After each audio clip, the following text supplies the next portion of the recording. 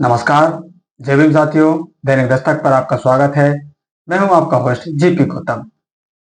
बिहार चुनाव 2025 विधानसभा चुनाव में मुख्यमंत्री कुर्सी की लड़ाई चल रही है और विपक्ष की सबसे बड़ी पार्टी जो बिहार में इस समय है, यानी कि लालू प्रसाद की जो लालटेन छाप पार्टी है, वो विपक्ष की सबसे बड़ी पार्टी है। वो दो खेमों में बट गई है, यानी कि जो दोनों भाई हैं वो अलग अलग हो गए हैं।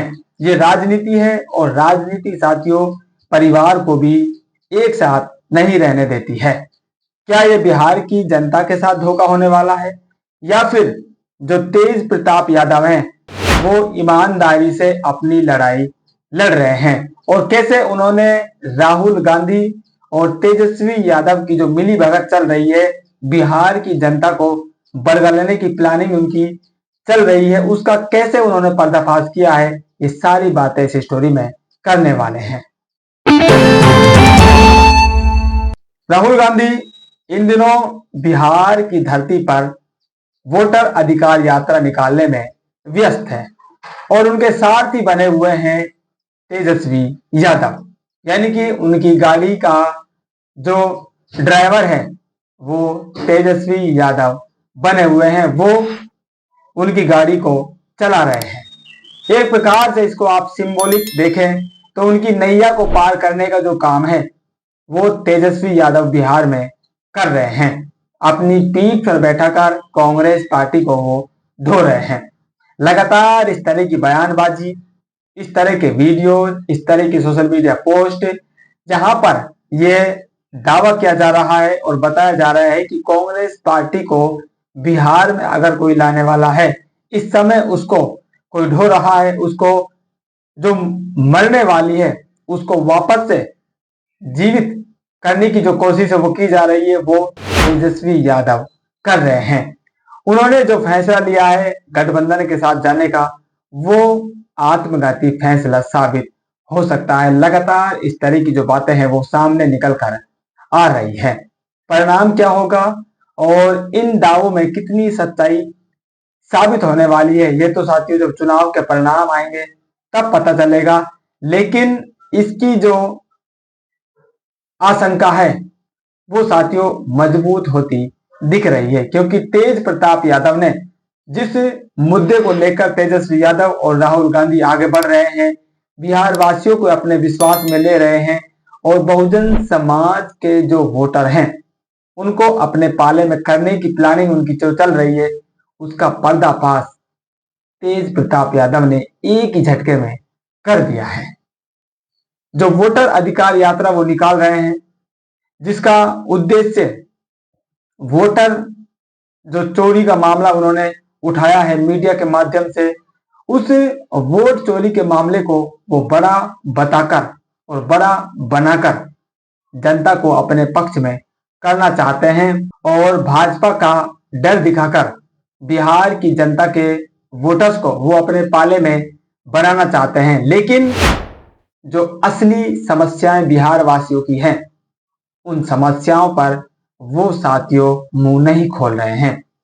तेज प्रताप यादव ने उनकी इस बड़ी कमी को पकड़ा है और बिहार की जनता को क्या चाहिए उस मुद्दे को उन्होंने मीडिया के माध्यम से उठाने का काम किया है। ये खबर आप देखिए, एक तरफ आपको दिख रहे हैं तेजस्वी यादव और दूसरी तरफ आपको दिख रहे हैं तेज प्रताप यादव।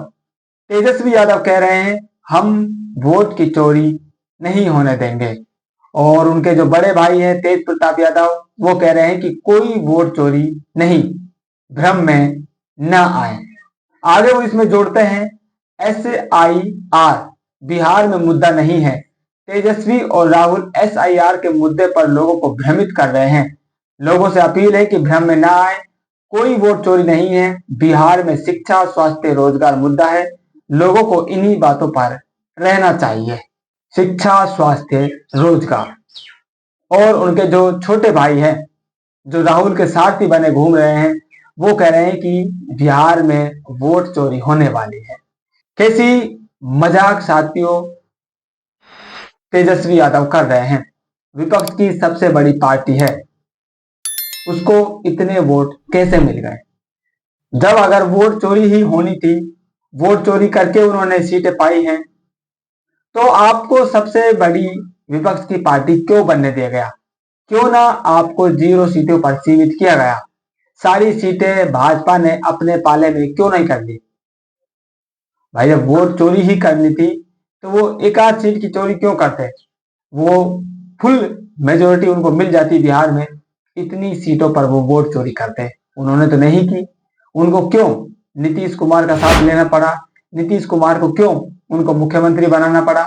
ये कुछ साथियों जायज सवाल हैं जिनके बारे में बिहार वासियों को सोचना चाहिए, खासकर बिहार के दलित समाज को इस मुद्दे पर अब मुखर होकर अपनी बात रखनी चाहिए। वोट चोरी का जैसा खामखा का मामला उनको इसमें नहीं पड़ना चाहिए, और ना ही वोट क्यों करना है इस फैसले का आधार इस वोट चोरी के मामले को उनको बनाना चाहिए। एक दलित समाज से आने वाले इन्फ्लुएंसर हैं, सोशल मीडिया पर अच्छा लिखते बोलते हैं और उनको बड़ी संख्या में पढ़ा भी जाता है, सुना भी जाता है।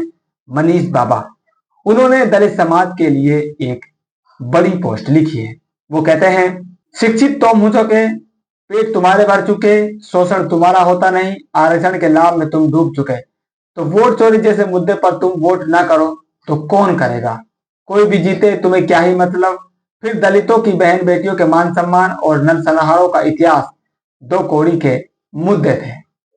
उन्होंने दलित समाज को यहाँ पर टारगेट किया है और उन्होंने बताया है कि भाई आप तो शिक्षित भी हो लिए, आपका पेट भी भरा हुआ है, आरक्षण में डुबकी लगा लगा के आप डूबने वाले हैं, तो कोई जीते कोई हारे आपको मतलब ही क्या है?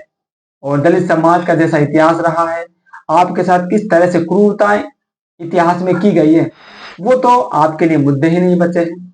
आपको तो वोट चोरी के मुद्दे पर वोट करना है।